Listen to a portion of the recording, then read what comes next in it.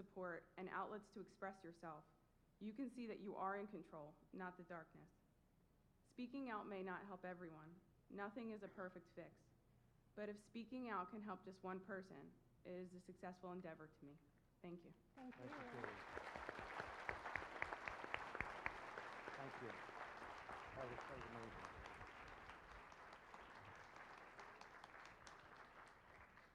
Okay. Thank you, Katie. Go ahead.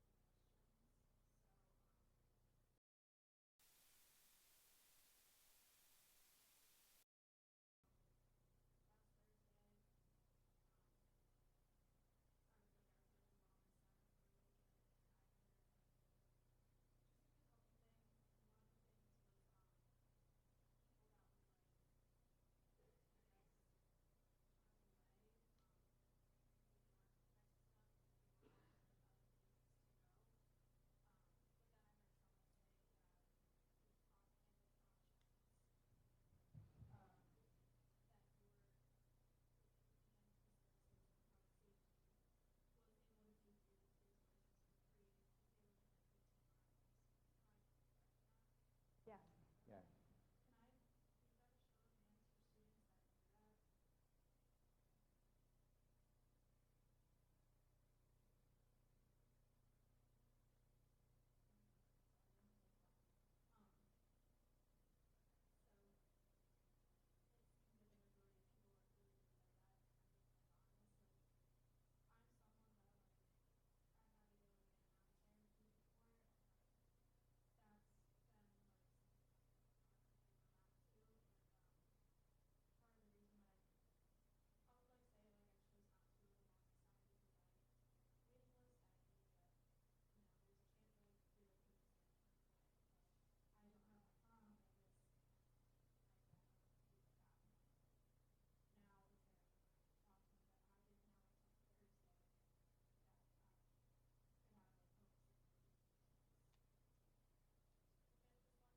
Yeah.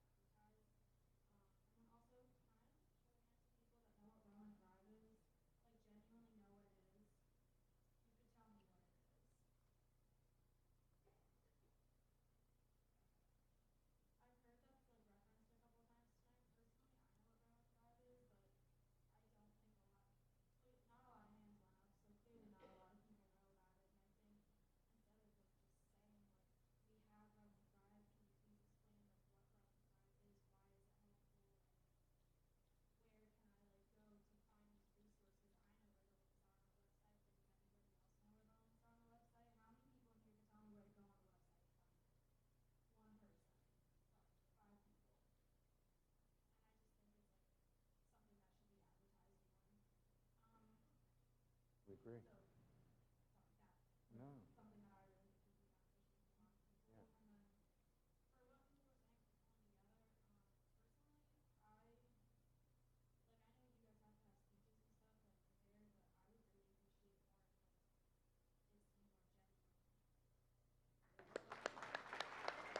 Yeah.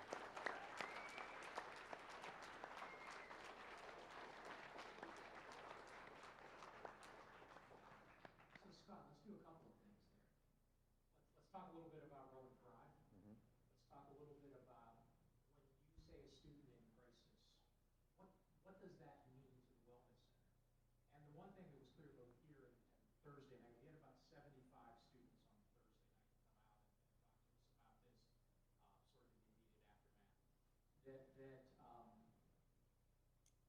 It's clear that we need to do a better job of making sure the campus knows what is available at the Wellness Center and student life. Yeah, absolutely. Because there are many things going on that I think people take Rowan Start Thrive? with Rowan Thrive. So Rowan Thrive is really, we hope, a campus, a culture on campus and all of our campuses that talk about the 6 dimensions of well-being and understanding in all of our students that in order for us to be, healthy and addressing our well-being, we're looking at all 6 dimensions of these well-being. And one of them is the component, which is why we're all here today. But there's many others like purpose, financial, and community, and social and physical, and all those things that we know make up our whole person. And it's a holistic approach to what we do. I know I'm speaking to the choir because I know you said you raised your hand that you do know what Rowan Thrive is. But we are really just starting this initiative, and we are hoping that it catches fire with the campus and that everyone can get behind these concepts of well-being, because it is so critically important, I think, right now, and it is one way we can move forward. So I'm hoping that if that inspires you, great. And we have some information. We can go there, but we have lots of time to talk about this, and we want to move forward with Rowan Thrive because we know that that's going to be an important piece to our healing and to moving forward. I would just add that I think realistically, it is just now something that we are trying to put out there. So to your point, I don't think a lot of people know. Right. I think we have tried to talk about it with leaders, faculty, staff, the SGA, right, to help begin to form ideas about what that actually means, the programming that it might mean, right, how it might impact curriculum, what it's going to look like in terms of what you can do differently. So I hear that. I would say to the issue of crisis, first of all, when anybody walks into the wellness center, they're asked to fill out a form, right, and to identify why they're walking in. And we take that seriously. So what you write helps us to triage you just like an emergency room, right? When you go in, we can't possibly see everybody all at once. And believe me, we have multiple students walking in. We have professors calling every day. We take every single call or walk-in seriously. And so we have to do a triage in that respect. It is not that someone's crisis isn't deemed more important than someone else's. It is trying to identify, right, how we can best help you in the time frame that's going to, meet our abilities and meet your needs. So I know that we can't always be there for you in the moment, always in the time frame that you would like. I would like to be able to do that. And we have to balance that. So it also doesn't mean that if you don't get a treatment plan or a recommendation that is feeling okay to you, that we will not help you try to get connected elsewhere or try to work on that with you. We will absolutely do that. We don't want you to just walk away mad. My door, Scott's door, are always open. If you have a complaint, if you have a worry, I've responded to many students since last week in terms of offering to come in and talk with us. We would love to engage you on what you're not finding is working and what is working, so we can do more of one and less of the other, if at all possible.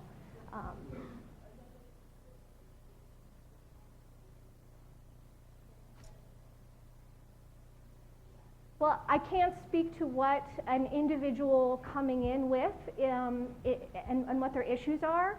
I can only say that we would be talking with any student who walks in 1 time or 4 times, that we would be working on with them getting connected somewhere. Whether that's a group that we have, of which we have many, individual counselors, whether if it's an individual counselor outside of us, or sometimes students need actually more than we can provide, meaning they need more than once a week, more than twice a week, and so we will get them connected there as well. And I would also offer that there are other places on campus that we would encourage students to get support from. That could be career, right? Management, that could be the interface center, that could be the rec center. So those are all options that we would talk to students about.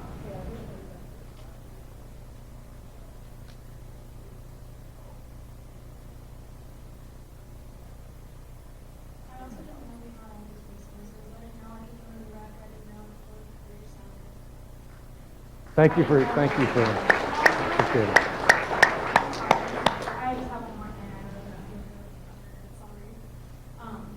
With like what I said about like being more genuine, like I am not gonna like stand here and say like therapy is gonna work for everybody, like medication is gonna work for everybody. Like that's not like the thing that is going to help everybody. Like it's an epidemic for a reason, and I think the reason is that the conversation is so hard. And so, like, I know that you guys, like, you have to have this, you just prepared for this, like, and no one is prepared for suicide, no one's prepared to talk about it in front of however many people there are here, but please, like, as a student, like, as someone who has, like, struggled with this for so long in my life, Doing great. I know this to be more genuine and less like you're giving a speech. I need to hear, we do care about you, and not because you're on a piece of paper. I need you to tell me, listen, I do care about you. The way, like, I'm sorry, I'm not trying to like fingers or anything. Like the way that Ariel spoke, she was like, I really appreciate you guys coming out here. Like, it's so awesome. Like we have finals. The fact that you guys are gonna be here is like, that's amazing. Like that made me feel good because yeah, I do have finals tomorrow morning. Like I'm here to talk about that. And like thank you for recognizing that I'm here. And like I want to feel like that. I don't want to feel like we are sorry for what has happened. I want to hear like man, like I'm sorry.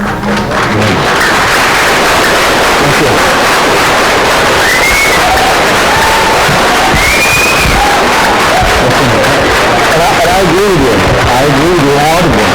And I believe we do care deeply. So I agree. But it takes a lot of courage to stand up there. So really, thank you.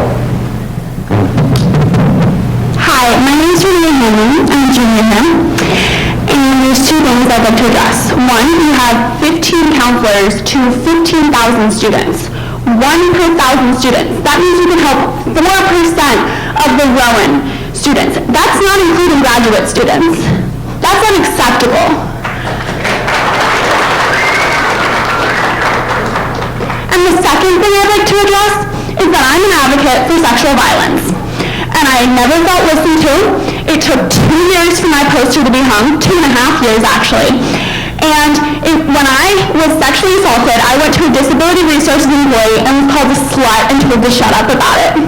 It took me a year to get him expelled, and I had to hire a lawyer. Out of pocket, my money. Not my parents, so I don't want to hear about how supportive we all are.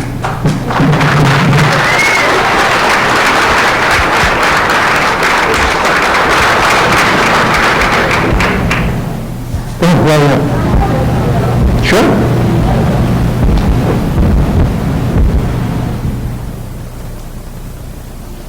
Okay, good evening everyone. Some of you may know me. For those of you who don't, my name is Carly Weinstein. I'm currently a sophomore at Rowan.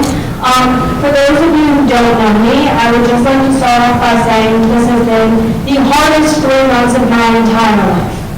And I also would like to start off by saying that I understand that this problem is not just a Rowan problem. And I don't want to point fingers.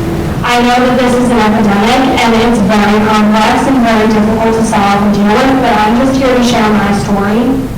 So I'm personally someone who has consistently dealt with anxiety, depression, self-harm to this day, and I do see a therapist privately, but I'm not here to talk about that. I'm here to talk about my best friend, my roommate, who attempted suicide in our bathroom dormitory end of September. I am the only person that she has. I am her parent, I am her best friend, I'm often her therapist, and I have recommended that she gotten help sooner, which I wish that she did. But like many others, she did not feel that the wellness center could provide her what she needed. And unfortunately, she realized she needed the help too late. I am lucky enough that our shower curtain in our bathroom bed, which caused her to touch the floor. The day that it happened, she had come to me saying, you know, I'm really upset today. And I said, you know, what's going on? And she started getting, worked up. And I said, okay, let's use some coping mechanisms, self-talk. Like, the wellness center is closed right now, like, we can try and find someone, but you just need to calm down in the moment. She could not hear that. She told me to get the F out. We were making it worse. Me and my other roommate then stepped out, looked at each other, and said, what do we do? How do we help her? What do we do? And I said, okay, let's walk over to the wellness center, see who's there. Empty. I said, okay, let's call. I call, and I hit the call for the 24-hour counselor, which immediately directed me to the police. I don't know how that system works, but to me it was a little strange that if someone calling in a crisis would be immediately transferred to the police and not a therapist. So they said, okay, they said to me, did she make a threat? And I said, well, yes, but that means they can strong, and yes, she did. I don't think that she is safe. By the time that we walked back from the wellness center, the police had arrived. I said to my roommate standing next to me, go let her know we're coming. I'm going to walk with the police right after you. The second that my roommate walked in, my best friend walked out of the bathroom. 30 seconds later, I came up with the police. I thought she was just upset and crying. They started to question her, and she had said, I just tried to hang myself in that bathroom. And my jaw completely dropped. This is my home, this is where I'm supposed to feel comfortable, and my best friend just tried to kill herself in all of that group. I went in an ambulance with her. She was taken to Jefferson Memorial Hospital, where she sat in that hallway for 3 days. 3 days she sat in the hallway of the emergency room. She was not transported to a facility. She went in on Monday night. She was not transported to the facility until Wednesday night at 11 o'clock. I was there every day with her asking, can't you just move her into a room? There's glass doors, someone's sitting with her, she's going to be okay, just get her out of the hallway. Like, this girl just tried to attempt suicide. She ends up being transported to an inpatient facility in Cherry Hill, where she spent less than a week. I was in contact with her throughout, and about the service. But I want to talk more about, as a mother, looking back, things I think the university could have looked at that may help, because not most, but a lot of the kids that are highest risk for suicide aren't going to reach out to anything. They're not going to call this number, they're not going to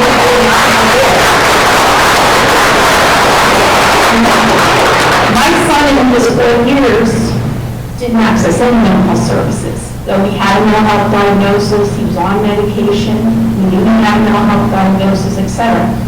The interpersonal, I don't want to get into too much research, but a lot of what they're finding now is that suicide is a combination, basically. I mean, there's a million risk factors for it, but that's, you have to have a fearlessness about you. That's why the people in police and military and people like that do it. But there's also a feeling of hopelessness around isolation and the belongingness, and they feel like they're a burden. They're not, but they feel that way.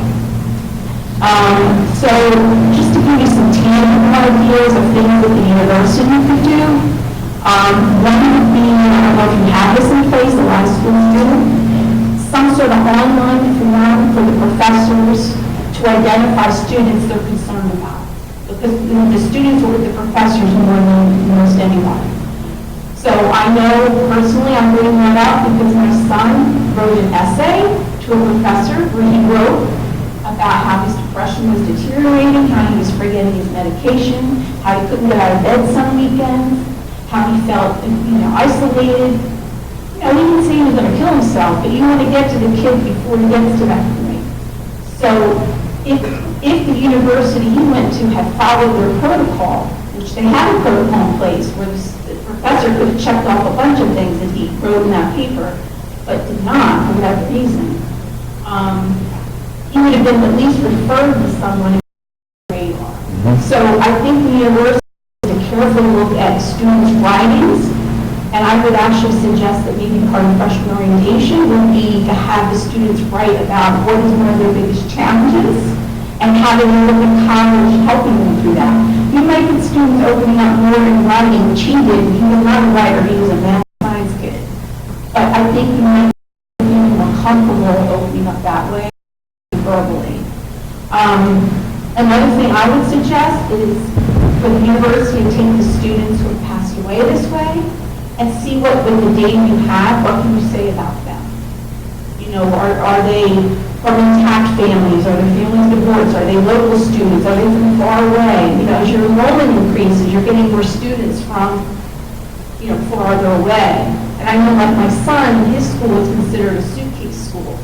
So he was alone a lot. I didn't realize this when he went there. But a lot of his roommates would go home for the weekend. So he was alone because he wasn't, like, from that area that they would go to.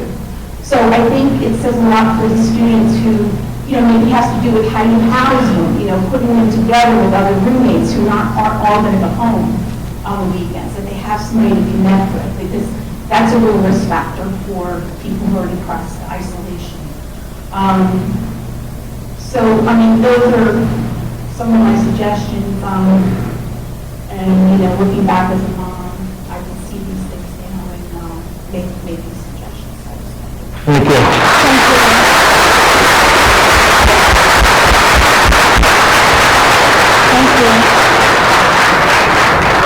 So there's a couple points there I'd like to touch on because I think they're really important. One is that we have a pretty good program where faculty, when they identify students in problem, they know what to do about that, and we use what's called a hot handoff to make sure we don't leave them to have to pursue things on their own, to get them directly to help.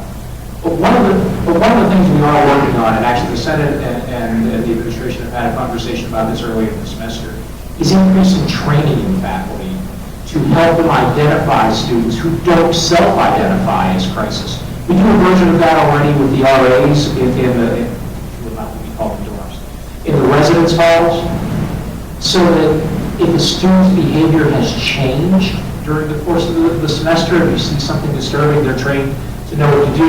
We'd like to expand that to faculty, and recognizing the faculty turnover. We have some adjuncts, we have some temporary faculty who come and go, to make sure that we're expanding that training to the people who are in the classroom. And this part is not just for mental, this is physical too. If you've had a prolonged illness, if you have something going on, we know it's going to be incredibly challenging for you to reach out to your whole professors. You don't have to do that. If you reach out to the Dean of Students will contact your entire tree of professors and let them know that this has been a validated reason for you to be gone. They don't actually need to know the detail why. They just need to know that the Dean of Students has validated that this is a legitimate excuse, and you won't have that problem. I don't ever want any student, whether it's mental or physical, to have to try to contact 5 different professors and explain the same story 5 times. That's a horrible use of everybody's time. Sure, a lot of great suggestions, and that's one answer. We've started actually 2 years ago something called the CARES team, where, you know, every week we take reports from faculty, staff, advisors who are concerned about a student for any number of reasons. So we have a lot of dedicated people on that call every day, and that ranges from advising to the student center to the Dean of Students to RAs. So we have all this pool of information. We're trying to identify students who may be falling through the cracks. So it's something that we started. It's an important initiative. I'm happy to talk more about it. But we're rolling that out, and faculty and staff are aware of that. But just like we talked earlier about resources, is not everybody's aware of every resource. So we're doing more advertising of that. But that is available. So that was a great suggestion. We also have liaisons to everyone. I'm the liaison for the Communications and Creative Arts Department, the Music Theater Department. I was there at the faculty meeting today, like I said earlier. I have professors email me almost every day that I respond to, at night, on the weekend. There's so many caring professors, and it's very true what you said, that like they and you are often the first person. Secondly, make the rounds themselves more robust.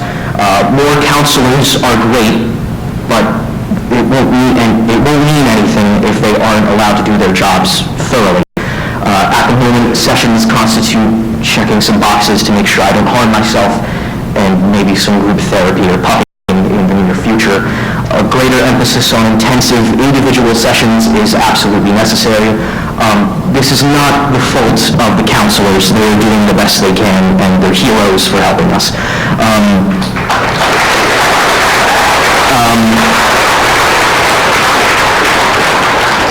Both of those solutions are pretty easy, and really anybody could have come up with those.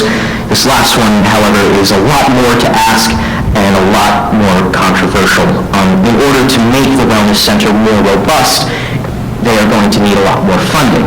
And there's only so much money that can go around. So right now, I am practically, metaphorically, on my hands and knees, begging whoever is in charge of this project to maybe delay the building of the esports building.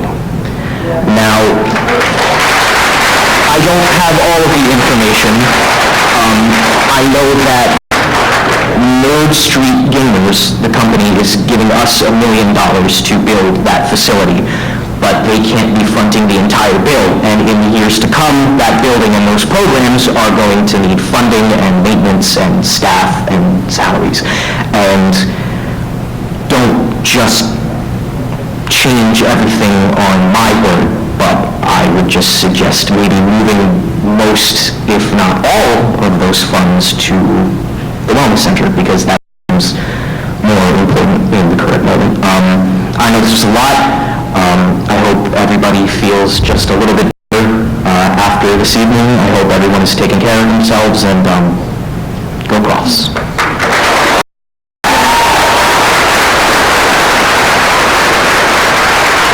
There's a lot of information. Thank you, and we're happy to follow up with you as well. I think we're time for one minute, Mike. Yes. Keep it waiting.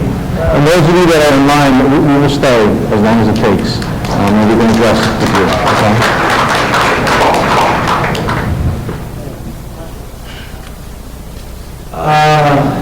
So I really didn't want to have people last one up here, because I'm sure there's a lot of other people that could have done this better.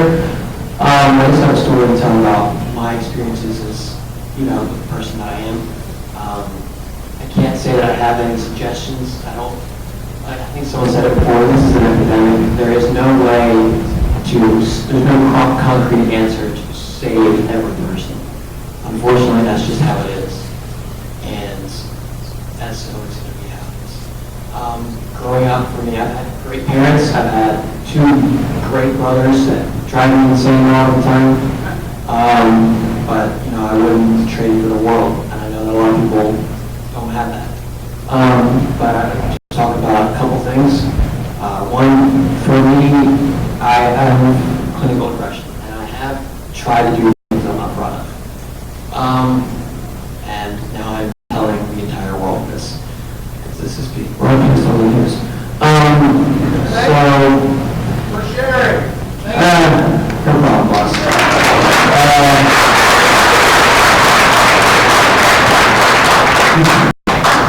I would thank a very good friend of mine who's right there, Joey. He's been here for me for the entirety of the year and a half that I've been here, and without him I might not be here. When I was, I'll just talk about the semester. So I lost my grandmother on the 25th of September, just right on the corner of the midterms. So, as you can imagine, that was very stressful, and I bombed a lot of midterms. And there was nothing that my professors could do, nothing I could do. There's a certain time limit that you have to do certain things, and unfortunately I couldn't make it back in time to get enough